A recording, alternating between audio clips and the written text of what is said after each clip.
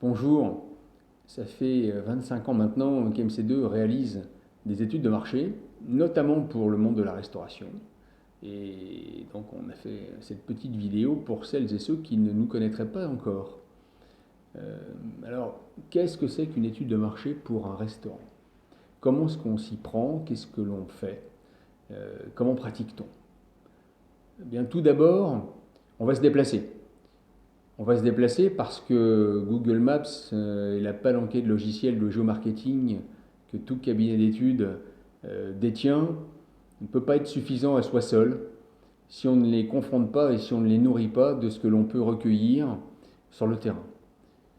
Donc on va se déplacer et si possible vous rencontrer, mais vous pourriez être affairé par ailleurs, dans quel cas on reviendra vers vous et on commentera ce que l'on a pu nous constater de notre côté. Donc, qu'est-ce que l'on va viser à mesurer? Qu'est-ce que l'on va tenter d'apprécier quand on se déplace? Tout d'abord, on va essayer de mesurer quelles sont les qualités intrinsèques du site. Est-ce que sa visibilité est bonne, imparfaite? Est-ce que son accès est aisé, malaisé? Quelle est la nature du champ concurrentiel qui lui fait face? Est-ce que ses concurrents sont très bien placés, près d'un autre attracteur? Est-ce que ça fait de l'ombre ou pas au site que vous convoitez?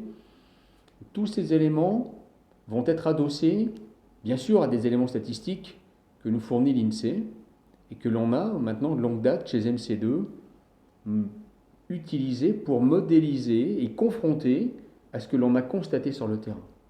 Ça va nous permettre, pour les actifs, le midi en semaine, d'apprécier, bien sûr, la volumétrie, mais également le niveau de typologie d'appartenance des différentes personnes qui sont présentes sur le site. Ça va nous permettre, pour les résidents, de confronter à la fois les typologies, les niveaux de revenus, les indices de consommation, à ce que l'on a aujourd'hui en zone primaire, comme type de restaurant, et l'on va donc tenter d'apprécier le marché qui nous reste pour le site et pour le concept ou l'enseigne qui est à vôtre. Une fois qu'on aura mesuré ces différents éléments, on les confrontera encore, et là, l'on pourra, grâce à nos modèles, vous proposer un niveau d'activité au terme de l'étude que l'on vous délivrera.